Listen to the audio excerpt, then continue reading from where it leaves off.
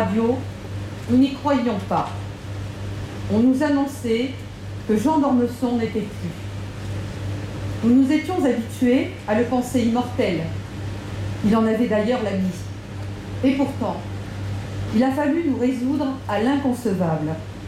Il était parti, dans cette nuit de décembre, rejoindre le panthéon des auteurs éternels. Instantanément, ce furent bien sûr son regard pétillant et son sourire malicieux qui nous revinrent en mémoire.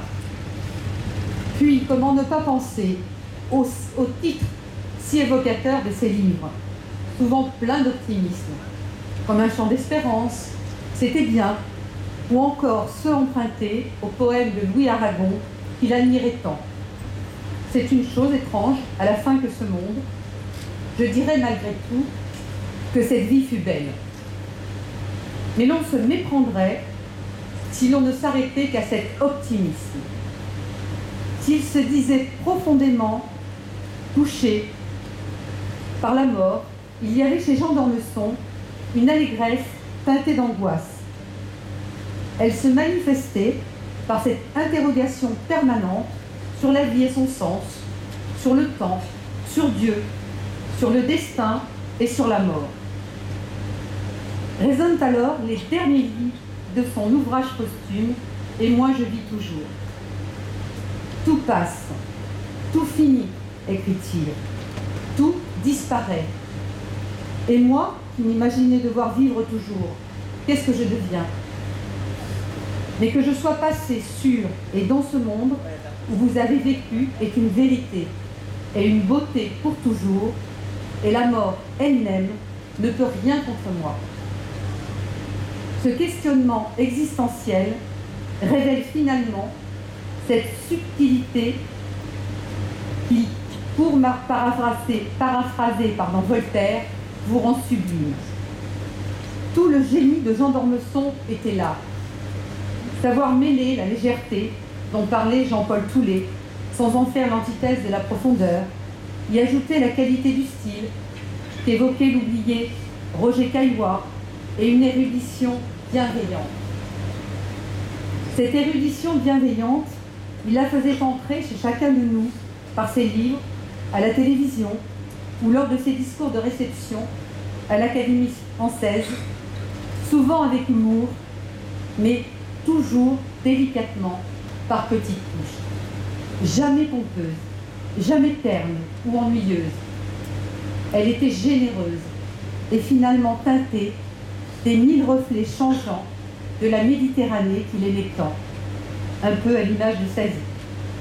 Cette vie qui pouvait le conduire à partir un vendredi soir à Rome sur un coup de tête, avec son ami l'écrivain Jean-François Demiot, à rouler toute la nuit, à s'arrêter à Portofino pour voir le jour se lever, avant de déjeuner, place Navone à Rome. Cette vie, il a vu incarner le temps d'un film, un président de gauche, lui, l'homme de droite, ancien directeur du Figaro.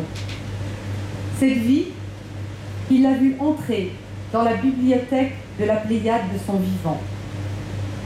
Mais cette existence, à laquelle il a imprimé la poésie d'un amoureux des œuvres intemporelles, n'a pas été insouciante des problèmes de son temps.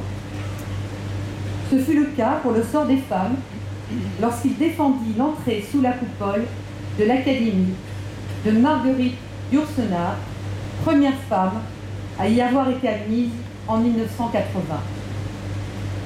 Ce fut également le cas dans son engagement permanent pour la défense de la langue française. Il écrit en 2016, il faut prendre garde aux mots. Une langue qui faiblit, c'est un pays qui vacille. Il eut enfin parfois des combats plus intimes. Dans cette ville, associée à jamais à son nom, dont l'histoire se confond avec celle parfois complexe de sa famille, nous nous devions de lui rendre la générosité de ses textes en faisant vivre sa mémoire dans ce lieu de culture. Et je me plais à imaginer qu'en apercevant ici, à Ormesson, sa fille Héloïse, son ami Bernard Pivot et une foule si nombreuse venue lui rendre hommage en donnant son nom à notre médiathèque, il se serait écrié dans un éclat de rire, c'est épatant.